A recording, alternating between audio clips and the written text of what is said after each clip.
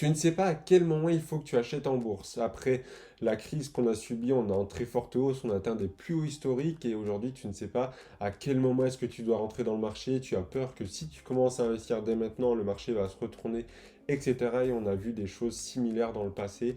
À chaque moment plus haut historique, on avait des investisseurs qui avaient peur et qui ne voulaient pas se lancer en bourse. Mais pour toi, j'ai une solution car on va investir non pas en voulant timer le marché, mais plutôt en restant investi sur le marché, notamment en utilisant la méthode du DSA, du Dollar Cost Averaging que je vais t'expliquer dans cette vidéo, qui t'évitera de te retrouver dans le cas où tu investis tout d'un coup et que si l'action ou l'ETF baisse d'un coup, eh bien tu perds tout ton argent. Si tu ne me connais pas, je me présente, je m'appelle Maxime Montulé, je t'aide à investir dans la bourse étape par étape sans que tu n'aies besoin d'un master en finance et on commence directement par la vidéo. L'objectif du DCA est très clair en fait, c'est de lisser ton prix d'achat, de sécuriser un maximum ton patrimoine, comme je te l'ai dit, en évitant de perdre celui-ci si d'un coup tout s'effondre du jour au lendemain et que tu as mis tout ton argent d'un coup. Ensuite, ça va aussi te permettre d'être accessible à n'importe quel type de cas, c'est-à-dire que tu aies une grande épargne ou un grand capital à investir, ou que juste tu souhaites constituer ton patrimoine en bourse petit à petit en y investissant tous les mois. Donc, que tu sois débutant ou même expert, cette méthode est très efficace car elle va te permettre d'investir de manière un peu plus passive dans le sens où tu auras moins à réfléchir et c'est très bien aussi pour des débutants qui souhaitent ne pas se prendre la tête lorsqu'ils investissent en bourse sans devoir forcément analyser tous les graphes de quel moment investir, quel moment sortir, car j'aime beaucoup la citation de Time in the market beats timing the market, qui veut tout simplement dire que rester en bourse va battre les personnes qui essayent d'à chaque fois battre la bourse en essayant d'acheter au plus bas et de revendre au plus haut, car ce n'est pas du tout l'objectif de cette méthode, hein. Tu n'achèteras jamais ou très rarement au plus haut et tu vendras, ou en tout cas tu n'achèteras pas au plus bas, mais tu vas te permettre de lisser ton prix d'achat. Mais comment appliquer cette méthode? Eh bien c'est très simple. Imaginons tu as 12 000 euros à investir, et bien au lieu de les investir le 1er janvier 2022, imaginons, et bien ce que tu vas faire, c'est que tu vas diviser ces 12 par 1000, imaginons, au moins ça donne un an, et au moins chaque premier du mois, tu vas investir ces 1000 euros. Qu'est-ce que ça aura pour conséquence? Eh bien, tout simplement, si tu achètes une action, imaginons une action Y qui coûte 100 euros, eh bien, le premier mois, tu auras 10 actions. Si le deuxième mois, cette action tombe à 50 euros, eh bien, tu auras 20 actions, etc. Mais ton prix va suivre toujours un peu la tendance de l'action, et donc ça t'évitera d'acheter et que si du jour au lendemain cette action baisse pendant plusieurs mois, de perdre ton argent et d'avoir des moins-values du coup latentes.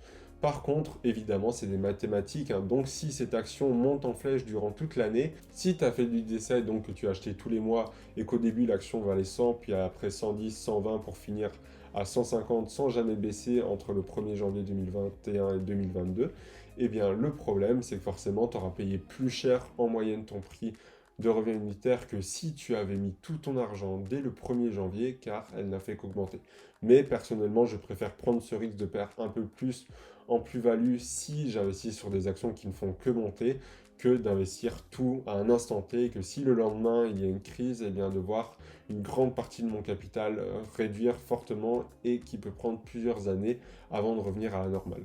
Donc je te conseille fortement cette technique si tu veux sécuriser ton patrimoine et investir petit à petit, et surtout c'est très adapté à des personnes en fait qui souhaitent juste investir et consacrer une partie de leur salaire tous les mois. C'est quelque chose de tout à fait faisable et c'est surtout très simple à mettre en place. Et quand je te dis qu'il ne faut pas analyser les graphes, évidemment tu vas devoir analyser les actifs dans lesquels tu vas investir. Alors évidemment, si tu as analysé un actif et que ton objectif est le long terme, personnellement, je ne m'inquiète pas trop des variations à court terme au mois, par exemple, car je sais que dans le long terme, j'ai beaucoup de confiance en cet actif qu'il monte, et c'est notamment ce que tu fais en bourse, hein. Le but, c'est pas d'acheter des actifs dans lesquels tu ne crois pas, et si tu veux savoir un peu plus de comment analyser une action à un ETF, je te mets le lien juste ici d'une vidéo dont j'explique exactement comment je fais. Et au moins, ça te libérera un peu l'esprit, car tu n'auras pas à choisir et surtout analyser toutes les actions dans lesquelles tu vas acheter. Après, évidemment, ça va dépendre de ta stratégie, si tu as une stratégie momentum, etc.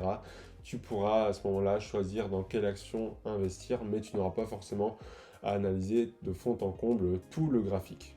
Donc pour résumer cette méthode, c'est une méthode très efficace, même qui comporte quand même un petit peu des inconvénients, mais que moi j'utilise personnellement, qui est accessible à tous, très pratique pour les débutants et pour ceux qui souhaitent y investir une partie de leur salaire.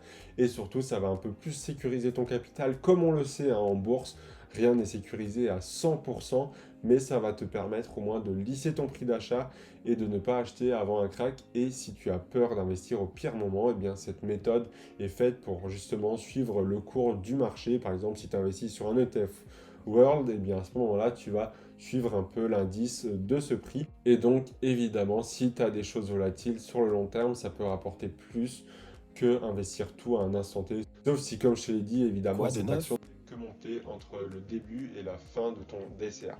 Voilà, c'était tout pour cette courte vidéo. J'espère qu'elle t'aura plu. Si tu as d'autres questions à propos de cette technique d'investissement, n'hésite pas à me la poser en commentaire. Je serai ravi d'y répondre. Et on se dit à la prochaine vidéo. C'était Maxime. Ciao!